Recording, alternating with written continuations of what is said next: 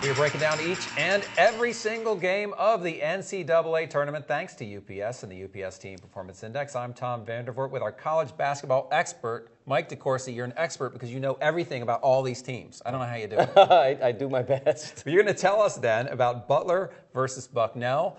Butler a 6, Bucknell an 11 in the East. How do you see this matchup? Butler, tremendous rebounding team. Bucknell, a great defensive team, according to the TPI.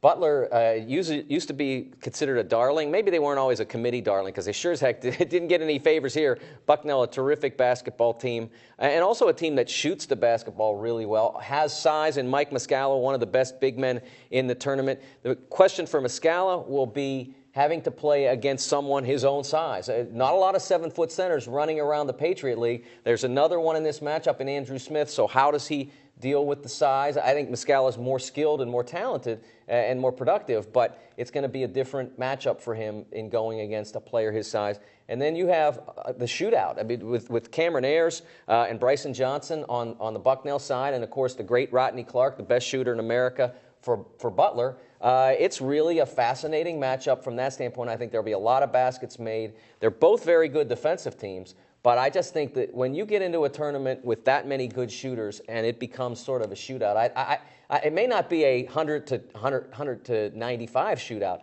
but it'll be a very interesting game with a lot of jump shots made. And how do you feel about Butler winning this thing? I mean, they are the favorite based on seeding. I think this is one of those games that you can look at and say, if you're a bracket gambler, if you're one of those guys that likes to roll the dice a little bit, I think this might be one where you'd have to look at it a couple of times. There's a very good chance that Bucknell moves on here.